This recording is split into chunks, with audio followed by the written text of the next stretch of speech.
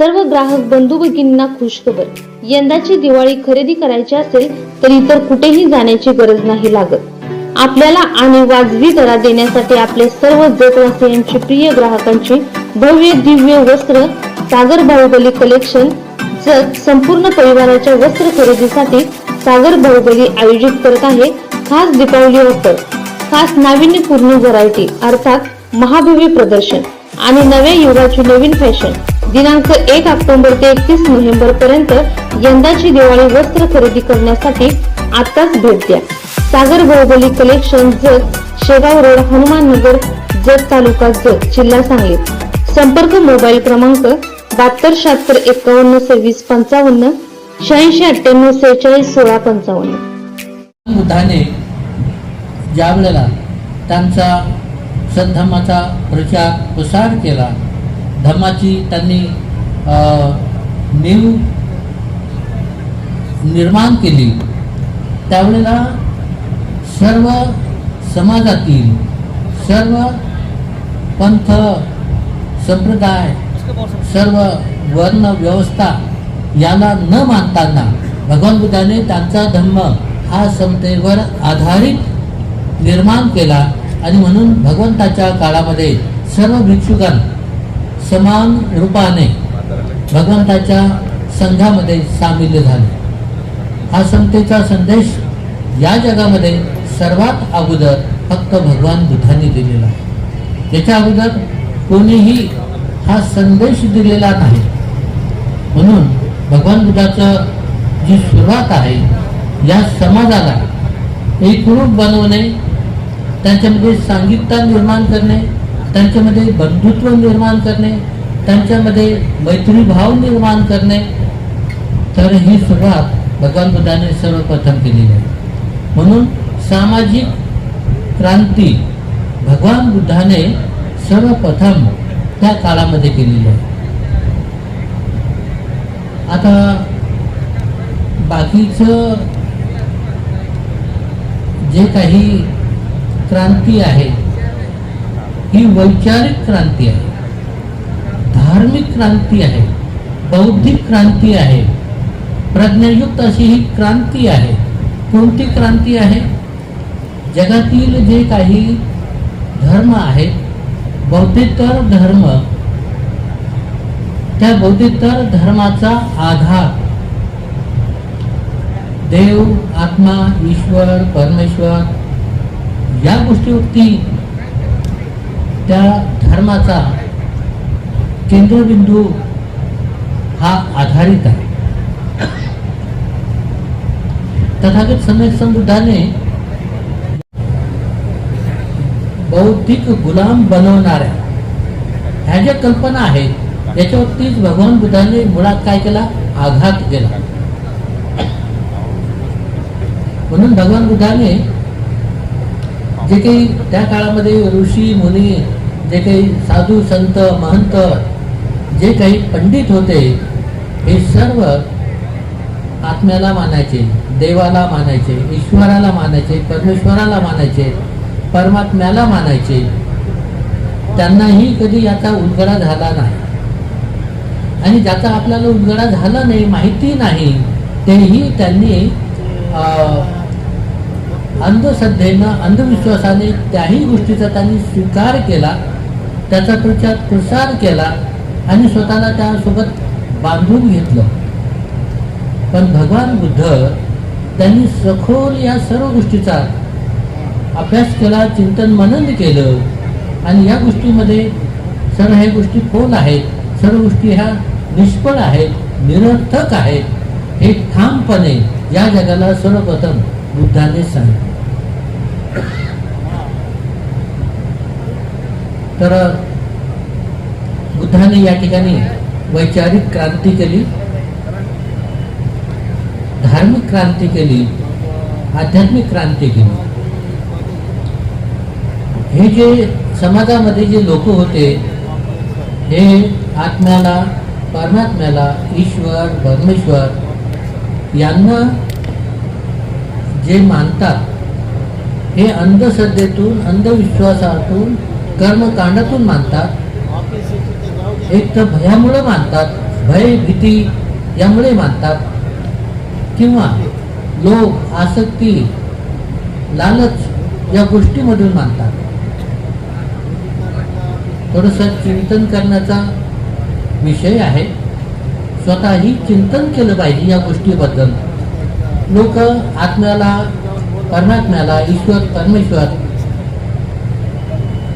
कधीही त्यांना न समजलेला, कधी त्यांना न भेटलेला, कधी त्यांना उलगडा न झालेला देवाला सुद्धा मानतात. कशामुळे मानतात? एक, अज्ञानामुळे मानतात. अज्ञान कोणत्या गोष्टीचं?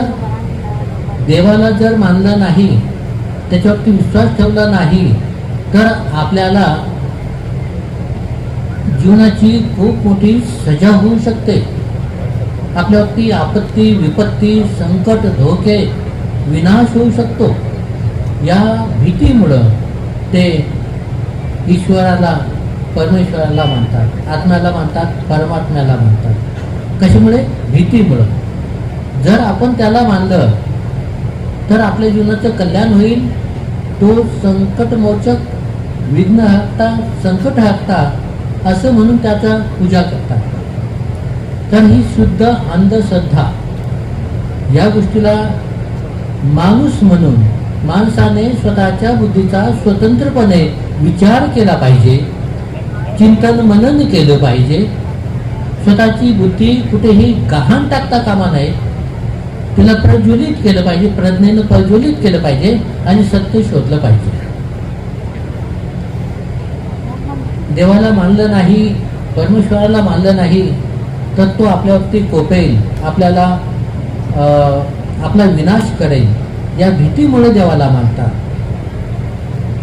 दुसरी गोष्ट, लोभामुळे, लालचमुळे, आसक्तीमुळे देवाला मानतात. जर आपण देवाची पूजा केली, देवाचा धावा केला, देवाचे उपास तापास नवस केले, तर ईश्वर आपल्याला प्रसन्न होईल आणि तो आपल्याला काहीतरी देईल, ज्याची आपल्याला काय आहे, गरज आहे.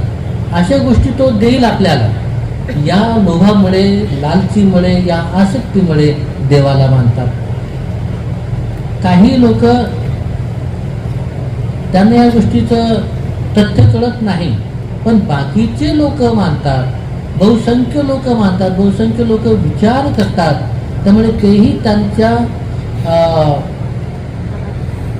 विचारामध्ये गुदफटून जाऊन ते सुद्धा मानायला लागतात. ते सुद्धा शुद्ध अज्ञानामधून देवाला मानतात. हे दोन कारण देवाला मानण्याची. भगवान बुद्धांनी या गोष्टीवरती आघात केला. बुद्धांनी सांगितलं, मी म्हणतो म्हणून तुम्ही माझ्यावरती विश्वास ठेवू नका. ग्रंथामध्ये लिहिलेलं आहे म्हणून विश्वास ठेवू नका. रूढी परंपरेनं चालत आलेला आहे म्हणून विश्वास ठेवू नका. तर तुम्ही तुमच्या बुद्धिमत्तेचा वापर केला पाहिजे. म्हणजे हे जे काही मानवासाठी बुद्धी स्वातंत्र्य, विचार स्वातंत्र्य, आचार स्वातंत्र्य आहे, ते केवळ फक्त भगवान बुद्धाने या मानवाला दिलेलं आहे, त्यांच्या शिकवणुकीमधून. हे स्वातंत्र्य बुद्धाच्या धम्माशिवाय इतर कोणत्याही धर्माने, कोणत्याच त्यांच्या भक्तगणांना दिलेलं नाही. ही मोठी क्रांती या ठिकाणी भगवान बुद्धाने वैचारिक क्रांती केलेली आहे, धार्मिक क्रांती केलेली आहे. सर्व लोक, बाकीचे धर्माचे लोक देवाभोवती, ईश्वराभोवती, परमेश्वराभोवती तिथेच गुरफटलेले आहेत, तिथेच फिरतात आणि आपली बुद्धी गहाण टाकतात आणि त्या देवाला उपास तापास नवस करून, कोंबडे, बकऱ्या, कंदुऱ्या करून तिथे आपले पाप कर्म करतात. ही अंधश्रद्धा आहे. बुद्ध म्हणतात, तुम्ही प्रत्येक गोष्ट तपासली पाहिजे, तुम्ही त्याचं आचरण केलं पाहिजे, अनुभवली पाहिजे आणि अनुभवानंतर म्हणण्याची गरज पडणार नाही, तुम्ही त्याचा स्वीकार केला पाहिजे. कारण तेथे तुमची बुद्धिमत्ता स्वतंत्र, विकसित झालेली, शुद्ध झालेली, परिशुद्ध झालेली त्या विचारामधून जे सत्य तुम्हाला सापडतं त्या सत्य तुम्ही स्वीकार करत असता. जबरदस्ती अजिबात त्या ठिकाणी चालत नाही. हे विचार स्वातंत्र्य, आचार स्वातंत्र्य, बुद्धी स्वातंत्र्य बुद्धाच्या धर्माशिवाय इतर कोणत्याही धर्मामध्ये, कोणत्याही शिकवणुकीमध्ये या मानवाला कोणत्याही धर्माने या जगामध्ये दिलेलं नाही. ही गोष्ट बुद्धिवाद्यांची आहे. जे प्रबुद्ध आहेत, जे ज्ञानी आहेत, पंडित आहेत, त्यांची ही गोष्ट आहे. त्यामुळे भगवान बुद्धाने देवाला, ईश्वराला, परमेश्वराला, आत्म्याला, परमात्म्याला आपल्या शिकवणुकीमध्ये स्थान दिलेलं नाही.